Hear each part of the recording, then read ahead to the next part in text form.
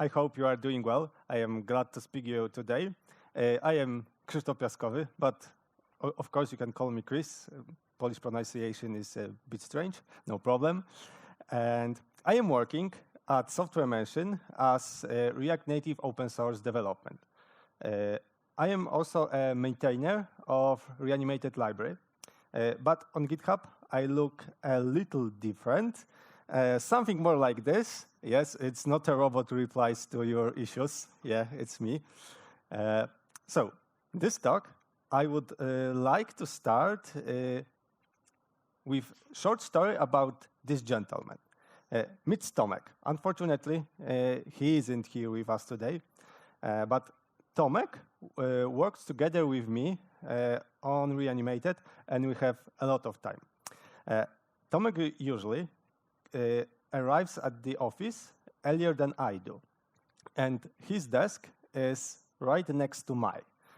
One day, I came to office, I look at Tomek, he looks at me, and start to smile. But with very specific type of smile. I mean this type of smile, yeah? And I know that he did something big, yeah? Then Tomek calls me to come over to his desk because he wants to show me something. And he showed me this. This nice billiard game, okay. And this one with Labyrinth. So I was surprised what he was able to do just with React Native. Until that moment, I always thought about games as something that required native programming rather than JavaScript. But what I saw, it wasn't enough for me. I was hungry for more. I started thinking about something bigger, about this, but unfortunately Tomek didn't do it, so sorry. So I went back to my desk and started thinking about the future of React Native. Then I asked myself, perhaps one of the most famous questions in React Native world. Can it be done in React Native? In this particular moment, I didn't yet know the answer to that question. So I had started to look around, and my first discovery was Expo.gl. Expo.gl is a library that offers a GL view, which acts as renderer target for OpenGL. In simple terms, GL view is a visual display that presents the output from the GPU, which is computed by the shaders. Expo.gl is built on top of Expo.gls, which is natively supported on iOS, Android, and web. That means it is fast and doesn't need any additional heavy dependency to run it. Moreover, Expo.gl is also compatible with WebGL API, which provides you a wide range of ready-to-use shaders that are available in the internet. With Expo.gl, you can directly use those shaders to create impressive visual effects in your application. But what are shaders and how to use them in your app? Shader is a small program that is running directly on your GPU, and it doesn't mine Bitcoins. There are two main types of shaders. Vertex shaders that calculate the position of elements or triangles, and fragment shaders that compute the color of each pixel. But in case of simplicity, let's focus mainly on fragment shaders. Fragment shaders are essentially functions that take a pixel coordinate as input and return the new color for this pixel. However, there are two additional key characteristics for those functions. They run on GPU instead of CPU. And they are run in parallel, so each shader does compute at the same time. Let's jump to example. We have a picture that is used as input data for the shader. Each shader takes just one pixel of this photo as input, and its job is to add a little bit of red to each pixel. The outcome is an image with a red mask applied to it. But it's just a theoretical explanation. But how does it look in practice? Let's take a look at the same scenario I explained before, but this time with actual shader source code. Here, we assign the original color of each pixel in the photo. In effect, we just ended up with exactly the same photo as the original was. Let's modify it a bit. We are going to modify each pixel, but adding some red color to it.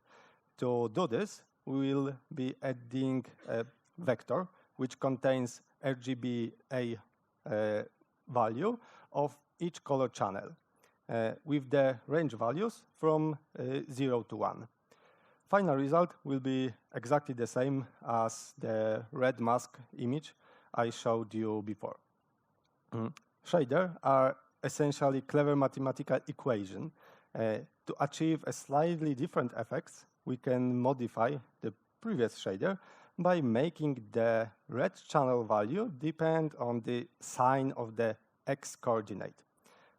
As a result, we get some kind of wavy pattern on the image. But if we modify shader equation enough, we can achieve effects even like this. For me, so impressive.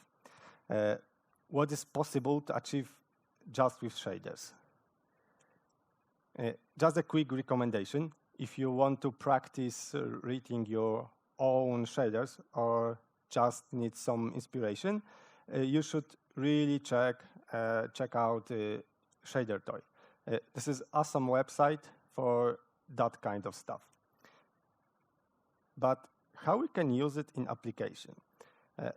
To find out, I started playing around further with ExpoGL. I wanted to create 3D shape, so I thought a 3D cube will be a good starting point. I began with setting up the application. I was able to set up the application by using just 2 commands. I was surprised because I thought it would have to, if I would have to do a lot of strange configuration to get it running with 3D graphics, but it was actually really easy.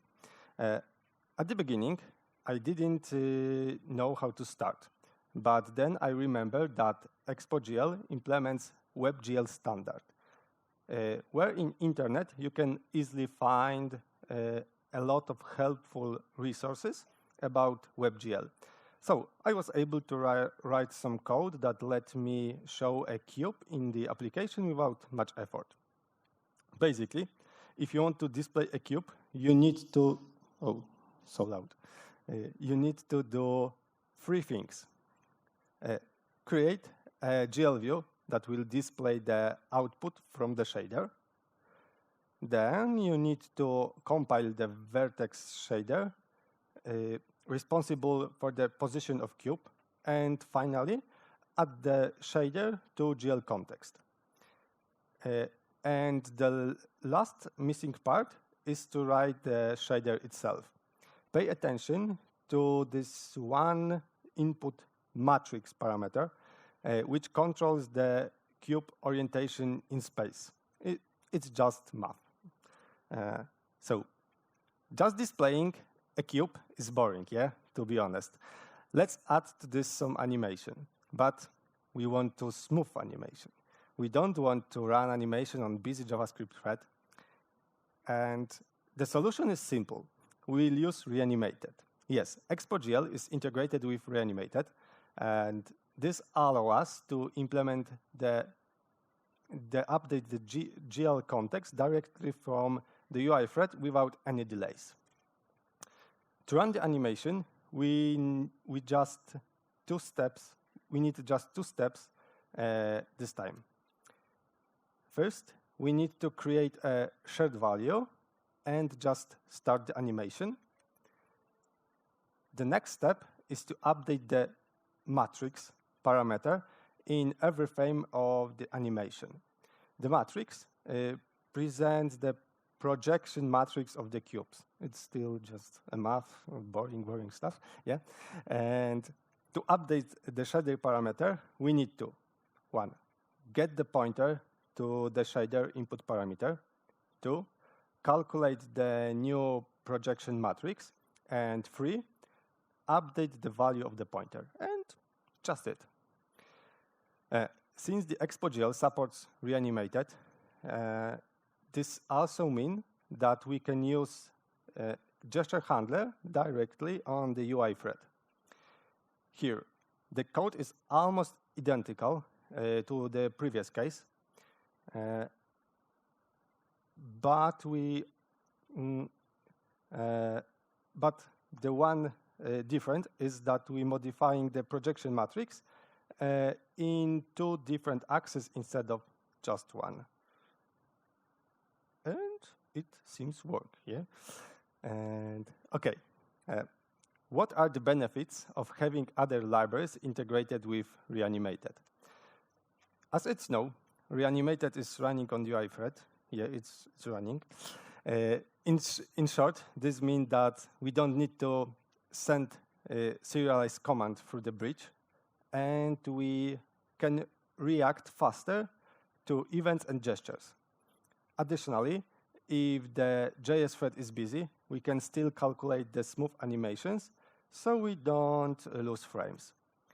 Let me talk again about serialization.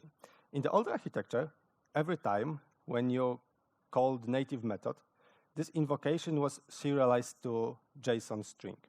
And this string contains the method name and all of the arguments used by this method. Then React Native sent this JSON via bridge to the native side. Over there, those objects are deserialized to on the native side into Java or Objective-C objects. So it takes time, yeah. This is why native modules were mostly asynchronous. However, the new architecture gets rid of bridge and serialization. The fabric is built on top of Turbo modules and GSI. So there is no serialization, and this is much faster approach. If someone doesn't know what GSI is, I will quickly explain. GSI means JavaScript interface, and this is API that allows a JavaScript engine to communicate directly with native code. As Reanimated library, we support Fabric and the new architecture. Going back to the example, let's think about how difficult it's to achieve such effects. 1 second. So basically, we need to know some math. I mentioned about it before. So when I told it, I had in my head this image. This, and that's it. So this piece of math responsible for rotating the cube. Personally, I like math, but I can imagine that not everyone is really into it. But this is just a math. It's not all what we need to know. The vertex shader needs to know the coordinates of each vertex. So we need to provide them. It doesn't look too friendly, yeah? But there is also good news. We don't have to do it manually. We can simply load the file that describes the 3D model and display it without writing on shaders. And here comes the Three.js, which provides a much easier API for manipulating 3D objects. But Three.js is designed for browser environment. To use Three.js in React Native, we need something more. And we need more, quick break. Okay, so we need React Refiber and we need Expo.gl. But why? So keep calm, I will, and let me explain it. React Refiber provides React renderer for Three.js, while Expo.gl provides to React Refiber WebGL context for displaying shader outputs. A little bit complicated, but Poimander's team and Expo team take care about it, and you don't need to. And they did it for you, and you can use it. All of this allows developers to take advantage of the features that Three.js contains. The fact that Three.js is a powerful tool is provided by advanced and impressive examples presented on their website. Okay, so we already have idea of how it's difficult to display objects using plain Expo.gl. We know it's a powerful tool, but not the easiest one to use.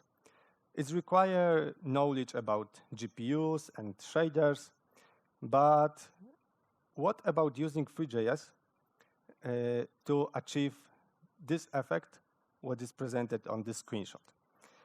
Basically, we only need to load a file with description of the model and display it on the Canva. Simple and beautiful, right? But let's take it a step further. Let's add to it a bit of reanimated and gesture handler. It's just a matter of reading the gesture information received by the gesture handler, then modifying a single property on the mesh object, and that's it. The example that inspired me comes from those tweets. And it's great to see people sharing such inspiring ideas. Let's see how it works. This first example uses the use animated sensor feature from Reanimated. And this is almost the first 3D animation on the Twitter which I saw in React Native, made in React Native, yeah.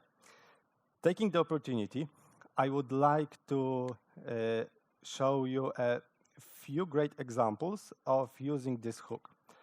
It may enrich the user experience of your app and allow for creating 3D movement illusion. Also, this time, people were happy to share their ideas. Let's take a look on this, and this, this, and this. And I have also a version with video.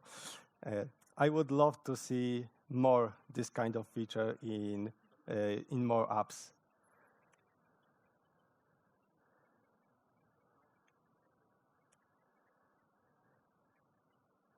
You know this building, this tower, yeah? I saw it today. Okay. If you're wondering how to use animated sensor hook, I am more than happy to show you how. At first, you need to import hook from Reanimated and define which sensor you want to use. In this case, a gyroscope. Sensor objects contains shared value with current position of your phone. You can directly use this shared value in animated style.